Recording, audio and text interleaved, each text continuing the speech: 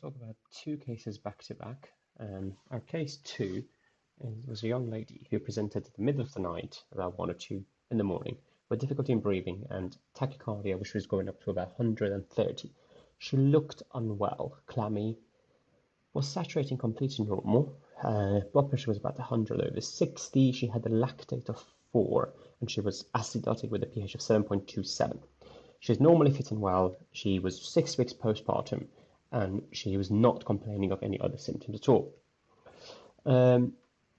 Bedside echo showed so many interesting features. Let's look at the parasternal short axis view. It was slightly modified. She was moving around and she was quite uncomfortable. We see this massive D-shaped RV, which is compressing and make the left ventricle collapse.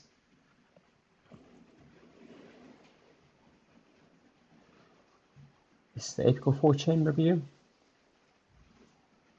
You see heart is tachycardic, and this bit, which goes in every beat, is a hypercontractile apical wall of RV. And then this section, which probably you don't see it very well, is the mid-free wall is not moving that much. And the septum, look at this movement of the septum with every pretty much beat towards the left ventricle.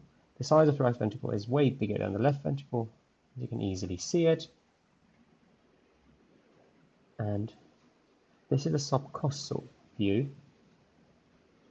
The subcostal view shows RV again significantly bigger than LV. And this is one of the best views in terms of assessing the size of the RV. See how much bigger this size is compared to the left ventricle.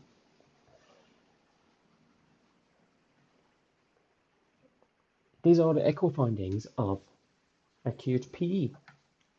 The first sign is the McConnell sign, which was the apical hypercontractility and mid-free wall hypokinesia. It's highly specific for acute PE.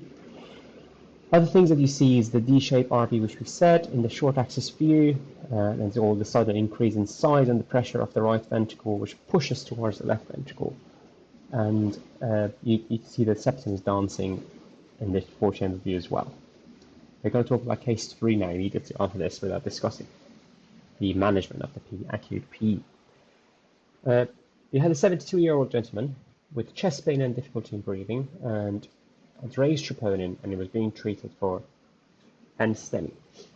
He stayed in resus, so I performed a bedside echo on him. He had a heart rate of 110, his blood pressure was stable. He had one of the most interesting findings. This is his dilated right, super dilated right atrium, and with something quite bright in it, playing left and right. That is the definition of clot in transit. So the modified view, the next view is going to come in. It's a modified view that shows the right atrium and the IVC. You see the clot is actually with every beat goes left and right. Okay.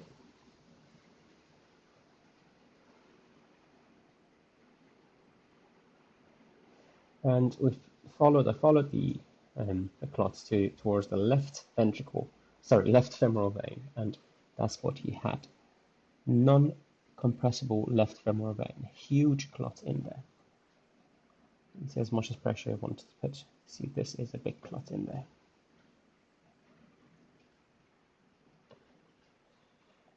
All right, so let's talk about massive or submassive PE, or if you want to use the European Society of Cardiologists categories, it's going to be high risk, intermediate risk, or low risk. Basically the same thing. I think what we use more day-to-day, kind of like a clinical jargon, is massive or submassive PE. The important note I wanted to make clear is the fact that the right heart strain evident on echo, as you just seen in these two cases, or the clot in transit, is not used as a tool to define massive PE. Massive PE is defined as hypotension with a blood pressure of less than 90 systolic lasting for 15 minutes, which is not due to any other reason like arrhythmia. That's one definition. Another definition is severe bradycardia less than 40, or the need for vasopressors. So case 2 is actually an intermediate submassive PE, which is going towards massive because of raised lactate, blood pressure which is borderline, and the patient which is tachycardic upon arrival. Given the fact that she was not actually massive and she was slightly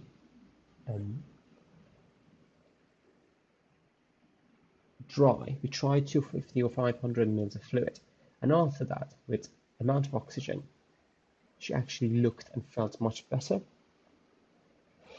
We'll talk about this later. Case 3 was just a submassive stable PE case. So the argument is whether to thrombolyze or not. It's a super controversial argument. As we said, the right heart strain or clot in transit, not good enough reasons. There are a billion studies around. There are some small studies which support the use of thrombolysis with alteplase, for example, for submassive PE. But actually, many studies fail to show statistically improved mortality in submassive PE or clot in transit to be thrombolyzed. Generally, risk of bleeding is way higher in thrombolysis, 2% with about 1.7% risk of intracranial hemorrhage, especially if above the age of 65. But generally, risk of severe adverse bleeding like intracranial hemorrhage is lower in younger patients. There's a trial called PATHO trial, which actually made life easier by looking at the pulmonary kind of hypertension complication about 2 years' time after either receiving thrombolytic therapy or just standard control group standard treatment, which showed that actually the rate of pulmonary hypertension is not higher in people who just receive the standard control treatment, which OAX or DOAX or NOAX.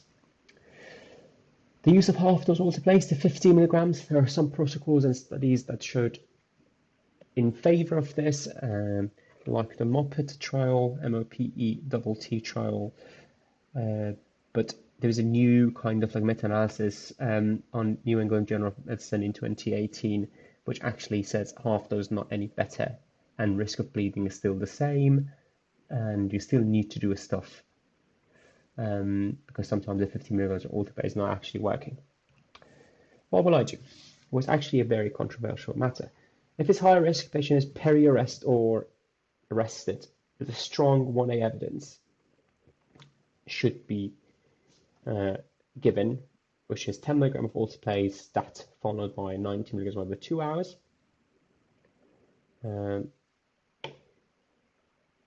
Which I need to make it clear is actually arrested patients. Obviously, it's a severe another management, which is you give 50 milligrams of alteplase stat. Intermediate risk going towards high risk, which is our case 2. I try just to involve as many people as I can, especially the patient itself, and maybe try half dose alteplase to begin with.